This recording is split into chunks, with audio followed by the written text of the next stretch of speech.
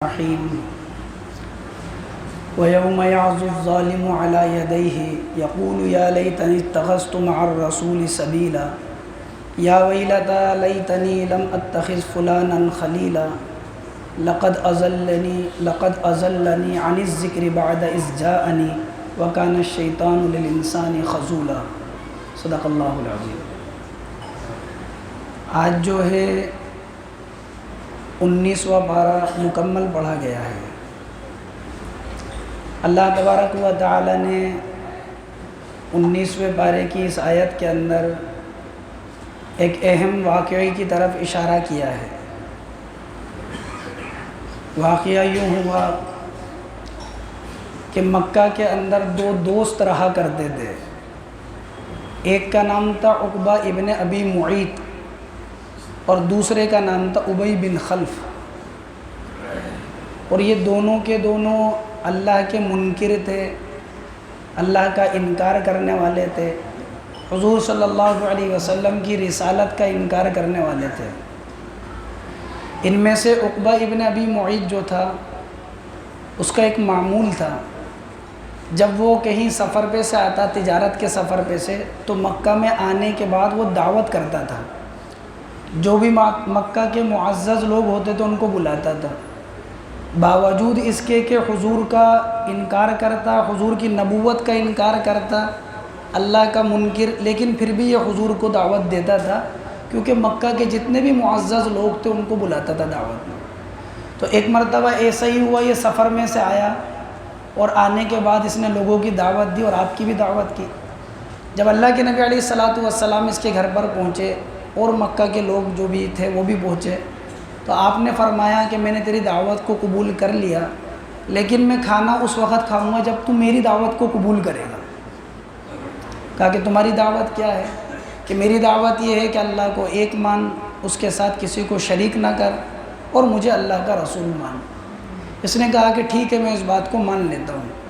آپ علیہ السلام نے وعدے کے مطابق کھانا کھا لیا، اور جتنے مہمان تھے انہوں نے بھی کھانا کھا لیا۔ اب اس بات کی خبر، عقبہ ابن ابی معیط کے اس معاملے کی خبر دوست کو معلوم ہوئی، وہ دوست تھا ابی بن خلف، اس کو معلوم ہوئی۔ تو اس نے عقبہ ابن ابی معیط سے کہا میں نے ایسا سنا ہے کہ تو نے کلمہ پڑھ لیا۔ تو عقبہ ابن ابی معیط نے کہا کہ ہاں، وہ میرے یہاں دعوت میں آئے تھے، میں نے ان کی دعوت کی، انہوں نے میری دعوت کو قبول کیا، میں نے ان کی دعوت کو قبول کر لیا۔ تو ابی بن خلف نے کہا کہ اگر تو تیری اور میری دوستی باقی رکھنا چاہتا ہے، تیرا اور میرا تعلق باقی رکھنا چاہتا ہے، تو یہ چاہتا ہے ہم دوست کی طرح رہیں، تو ابھی جا اور ان کے کلمے کا انکار کر اور ان کی شان میں گستاخی کر آ۔ نعوذ باللہ۔ دوست تھا، دوست کی بات مان لی، یہ گیا عقبہ ابن ابی معیط، حضور صلی اللہ علیہ وسلم کو برا بھلا کہا، آپ کی شان میں گستاخی کی، اور آپ کی رسالت کا اور اللہ کی توحید کا، وحدانیت کا انکار کر دیا۔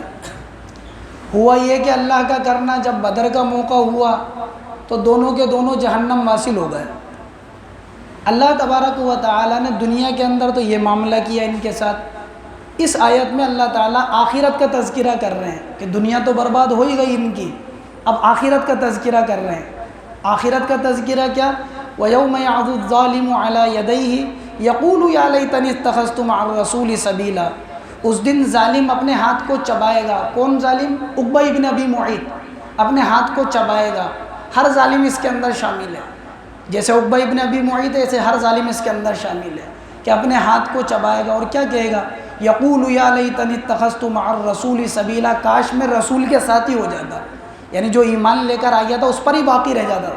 یا ویلتا لیتنی لم اتخذ فلانا خلیلا، اے کاش میں نے ابی بن خلف کو دوست نہیں بنایا ہوتا، اس کو میں نے دوست بنایا، اس نے مجھے بہکایا، میں کلمے کا منکر ہوا، تو آج میرا یہ حشر ہو رہا ہے۔ لقد اضلنی عن الذکر بعد اذ جاءنی، جب میرے پاس ہدایت آ گئی تھی تو میں کیوں گمراہ ہو گیا؟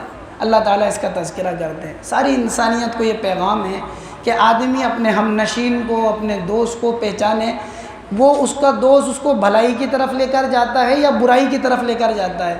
کہیں ایسا تو نہیں ہے کہ اس کی صحبت کے ذریعے سے وہ بگڑ رہا ہو، کہیں ایسا تو نہیں ہے اس کی صحبت کی وجہ سے وہ اللہ کا نافرمان ہو رہا ہو، کہیں ایسا تو نہیں ہے کہ اس کی صحبت کی وجہ سے اس کی ذہن خراب ہو رہا ہو۔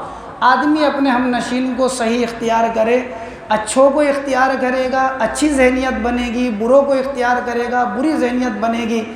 اگر یہ ایمان پر قائم رہتا تو اس کی بھی آخرت بنتی، جنت بنتی۔ دوست کی وجہ سے ایمان سے پھر گیا، اللہ تعالیٰ نے دنیا کے اندر بھی اس کو رسوا کیا اور آخرت کا عذاب بھی اس کا طے کر دیا۔ دوسری بات اللہ تبارک و تعالیٰ نے 19ویں پارے میں جس کا تذکرہ کیا وہ عباد الرحمن کا تذکرہ کیا۔ اللہ قرآن میں فرماتا ہے وَعِبَادُ الرَّحْمَنِ الَّذِينَ يَمْشُونَ عَلَى الْأَرْضِ هَوْنًا وَإِذَا خَاطَبَهُمُ الْجَاهِلُونَ قَالُوا سَلَامًا۔ اللہ کے بندوں کا تذکرہ کیا گیا کہ اللہ کے بندے کون ہوتے ہیں؟ عباد الرحمن، اللہ کے بندے، رحمان کے بندے۔ اللہ نے ان کی 8 صفتیں بیان کی ہیں اس آیت کے اندر۔ کتنی صفتیں؟ 8 صفتیں بیان کی ہیں۔ نمبر 1 وہ عباد الرحمن، وہ اللہ کے بندے ہوتے ہیں۔ بندہ اس کو کہتے ہیں جو مالک کے تابع ہو، آقا کے تابع ہو۔ آقا نے کہہ دیا کھڑے ہو جاؤ تو کھڑا ہو گیا، کہا کہ بیٹھ جاؤ تو بیٹھ گیا۔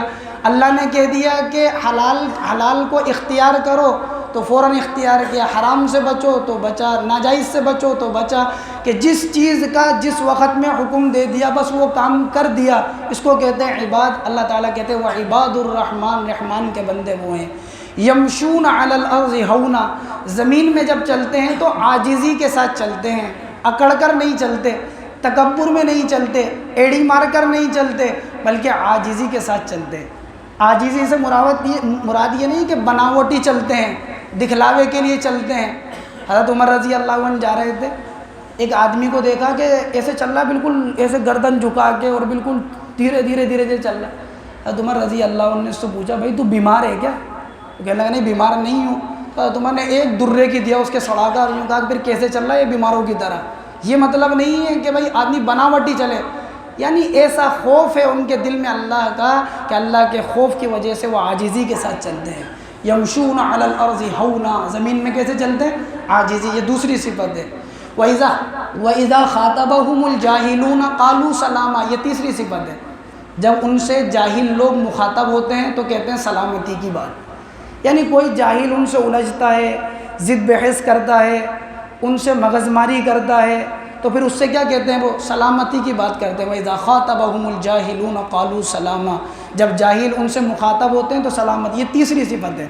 وَالَّذِينَ يَبِيتُونَ لِرَبِّهِمْ سُجَّدًا وَقِيَامًا، یہ چوتھی صفت ہے کہ وہ رات کو اللہ کے سامنے اس حال میں گزارتے ہیں، کبھی سجدے میں ہوتے ہیں، کبھی قیام کے اندر ہوتے ہیں، یعنی تہجد کے اندر، عبادت کے اندر رات کو گزارتے ہیں۔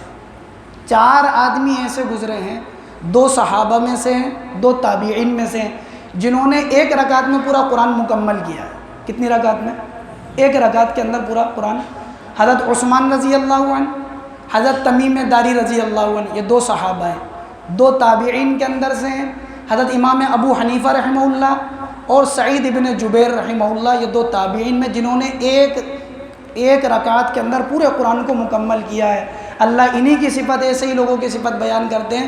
وَالَّذِينَ يَبِيتُونَ لِرَبِّهِمْ سُجَّدًا وَقِيَامًا، رات کو گزارتے سجدے کے اندر، قیام کے اندر۔ حضرت امام احمد ابن حنبل رحمۃ اللہ علیہ روزانہ 300 رکعتیں نفل پڑھا کرتے تھے۔ کتنی رکعتیں؟ 300 رکعتیں نفل پڑھا کرتے تھے۔ اور حضرت امام ابو یوسف رحمۃ اللہ علیہ روزانہ 200 رکعتیں نفل پڑھا کرتے تھے۔ وَالَّذِينَ يَبِيتُونَ لِرَبِّهِمْ سُجَّدًا وَقِيَامًا، یہ چوتھی صفت۔ 5ویں صفت وَالَّذِينَ يَقُولُونَ رَبَّنَا اصْرِفْ عَنَّا عَذَابَ جَهَنَّمَ، ایسا نہیں ہے کہ اللہ کی عبادت کر رہے ہیں تو غرور میں آ گئے، گھمنڈ میں آ گئے، نہیں، بلکہ ان کی صفت یہ ہے اللہ سے جہنم سے پناہ مانگتے ہیں کہ اللہ ہم سے جہنم کے عذاب کو ہٹا دے۔ یہ 5ویں صفت ہے ان کی۔ وَالَّذِينَ يَقُولُونَ رَبَّنَا اصْرِفْ عَنَّا عَذَابَ جَهَنَّمَ إِنَّ عَذَابَهَا كَانَ غَرَامًا وَالَّذِينَ إِذَا أَنفَقُوا لَمْ يُسْرِفُوا وَلَمْ يَقْتُرُوا وَكَانَ بَيْنَ ذَلِكَ قَوَامًا، یہ 6ٹھی صفت ہے۔